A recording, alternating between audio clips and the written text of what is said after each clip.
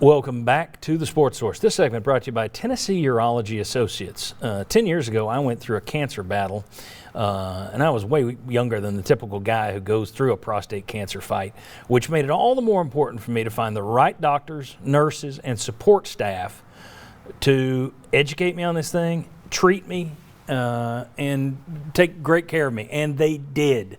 Let me tell you, Tennessee Urology is who I trust. These are great people. They did all of that for me. They saved my life, and then my father went to them, and they with the same battle, and they saved his life.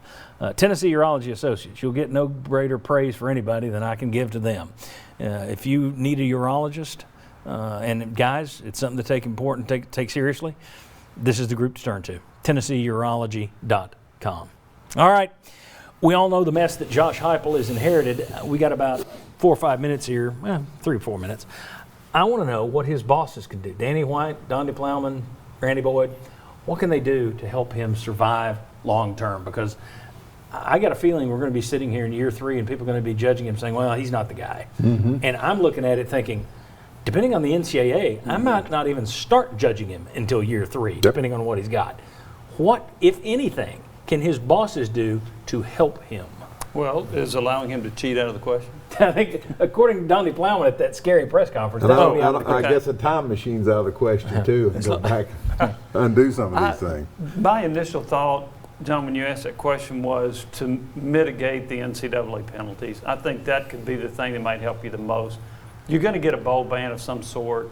If you can limit that bowl ban to 1 year, if you can limit the number of restrictions on players, that, like reducing the roster from 10 or 15, whatever, I think that would help.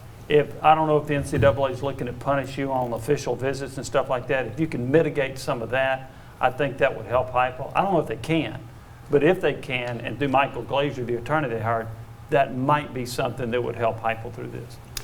I agree with Jimmy 100%. That's where I was going to go. Do what you can to push this NCAA thing down as fast as you can. Mm-hmm. Put out, hey, we're willing to take X, Y, and Z, get it over with, and give a time frame to where the cloud we all talk about is gone. Okay, I'm recruiting for 3 years down the road, and I can say, okay, we got all my scholarships back, but more importantly to the players, we don't have a bowl ban. And this is a dumb question on my part. A bowl ban is also a ban from being able to go to the playoff, correct? Oh, yeah. Mm-hmm.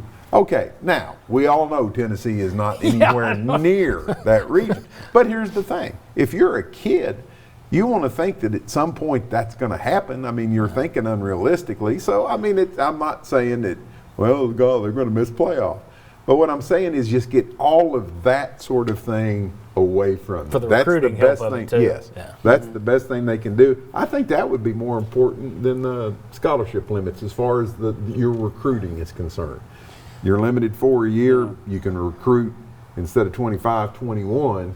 Well, does that help your recruiting for that 21? The other thing about the bowl ban, if you get 1 year instead of 2, if you have a bowl ban, you don't share in the bowl revenues, which is a pretty considerable chunk of money. That's right. Yeah. Add that into we didn't have to pay Pruitt his full buyout. You lost your bowl revenue too. So I just wonder if Heupel's ever going to get a fair shake here. And the reason I ask that is your record is your record.